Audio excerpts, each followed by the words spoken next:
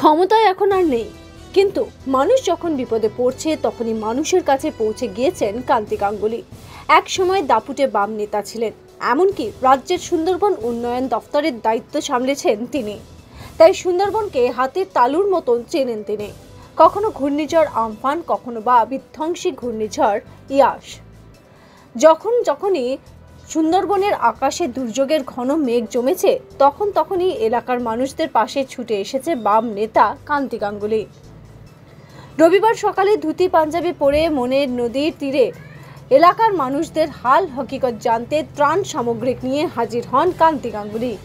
এই বিষয়ে কান্তি গাঙ্গুলি বলেন, আমি তো সরকারের নেই, তাই আশপাশের মানুষের সাহায্য নিয়ে যতটা সম্ভব মানুষের পাশে দাঁড়াচ্ছি। জানা যাচ্ছে ইতিমধ্যেই ত্রিপল ত্রাণের প্রস্তুতি নিয়ে ফেলেছেন তিনি। সকালবেলায় পৌঁছে গিয়েছেন সুন্দরবনে, অবস্থা খতিয়ে দেখছেন। তিনি আরও বলেছেন যে গত 30 বছর ধরে সুন্দরবনের ঝড় ঝঞ্ঝার প্রত্যক্ষ সাক্ষী আমি। 2009 সালের 26শে মে আয়লা আছড়ে পড়েছিল সুন্দরবনের বুকে। আজকের দিনটিও হলো 26শে মে। আমি তো নদীর পাড়ে দাঁড়িয়ে, বৃষ্টি হচ্ছে, হাওয়াও বইছে, রাজ্য সরকার সব রকম প্রস্তুতি নিয়েছে বলছে, কিন্তু আমি তা লক্ষ্য করছি না। আমার মনে হয় প্রশাসনের আরও সতর্ক হওয়া উচিত ছিল।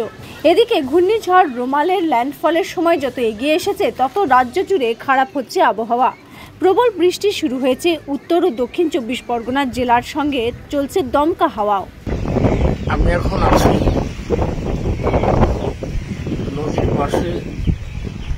মনি নদী আমার একদম কাছে, 100 হাত দূরে, 8 থেকে 9 কিলোমিটার দূরে সমুদ্র। আচ্ছা, গত 30 বছর সুন্দরবনের সমস্ত ঝড়ঝঞ্ঝা আমি প্রত্যক্ষ সাক্ষী। আজকে এই মুহূর্তে মনে করছি 2009 সালে আয়লা, সেই দিনটাও ছিল সেই অভিশপ্ত 26শে মে। সেদিনও রাত 10:30 11টার সময় আয়লা আছড়ে পড়েছিল আমাদের সুন্দরবনে। আজ সেই 26শে মে আবার সেই রাত্রি 11টা থেকে 11:30টায় যা আবহাওয়া বিভাগ বলছে, রিমেল বাংলাদেশ এবং আমাদের উপকূলবর্তী এলাকায় ধাক্কা মারবে, ঝাঁপতে পড়বে। এই মুহূর্তে আমি যখন আছি, সকাল প্রায় আজকে 26 তারিখ আছে, সকাল এখন প্রায় 8:30টা। ওটা চতুর্দিকে যা দেখছি, আকাশটা হচ্ছে একেবারে, এক কথা বলা যেতে পারে এই সময় তালের শ্বাস পাওয়া যায়। তালের শ্বাসটা সেরকম, মেঘটা সেরকম হয়ে রয়েছে। মাঝে মাঝে দমকা হাওয়া আর মাঝে মাঝে বৃষ্টি, চতুর্দিকে একটা স্তব্ধ। আর সমস্ত পশু পাখি যারা আছে তারাও বোধহয় বুঝতে পারছে বড় একটা কিছু ঘটনা ঘটতে চলেছে। তারাও নিজের নিরাপদ জায়গায়, সমস্ত জায়গায় আশ্রয় করছে, কোথাও যাচ্ছে চলে। আজকেও রাত্রি 11:30 নাগাদ এটা আসবে।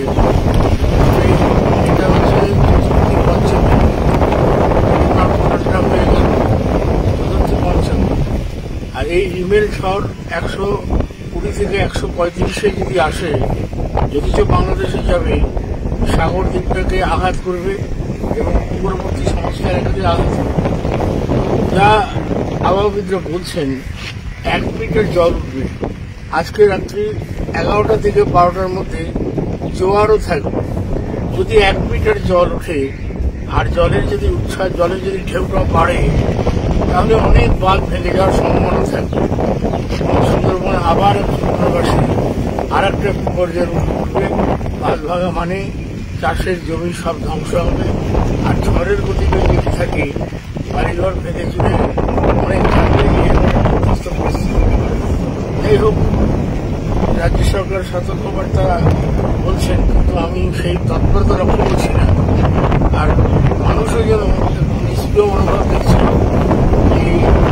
যা আবার হবে এর মনে মনোভাব। আমার ধারণা আর কঠোরভাবে নেওয়া উচিত। ঘটনা ঘটে যাওয়ার পরে ভেবে বেশি কিছু লাভ হয় না। তবে আজকে এই মুহূর্তে বলতে বাধ্য হচ্ছি যে আয়লার সময় 5,032 কোটি টাকা কেন্দ্রীয় সরকার বরাদ্দ করেছিল। সেই টাকা খরচ করতে না পারার ফলে 2014 সালে সেই টাকাটা ফেরত চলে যায়। যাই হোক, আবার সমস্ত সুন্দরবনবাসীর কাছে আমার আবেদন যে আপনারা নিরাপদ জায়গায় চলে আসুন, অযথা ঝুঁকি নেবেন না, এবং বাঁধ ভাঙলে পরে দ্রুত যাতে মেরামত করা যায় তার জন্য সরকারকে প্রয়োজনীয় উদ্যোগ নিতে হবে। আমি আর কথা বাড়াতে চাইছি না, যে এই ঝড়ঝঞ্ঝার হাত থেকে সুন্দরবনবাসী যাতে বাঁচতে পারে এবং যাদের ক্ষয়ক্ষতি যাতে কম হয় এটাই আশা করছি। আর আমি তো এখন সরকারি নেই, যতটুকু আছে সাধারণ মানুষের সাহায্যতার জন্য দুর্গত মানুষ তাদের পাশে দাঁড়াই, চিরকালে দাঁড়াই, আজও দাঁড়াই। আমি আবার সবাইকে বলছি যে আপনারা সতর্কতা অবলম্বন করুন এবং নিরাপদ জায়গায় চলে যাওয়ার ব্যবস্থা করুন। রাজনৈতিক মতপার্থক্য ঘুরে নির্বাচনের প্রাক্কালে যা বিরোধ আছে সব ঘুরে একে অপরের হাত ধরে বাঁচবার চেষ্টা করুন।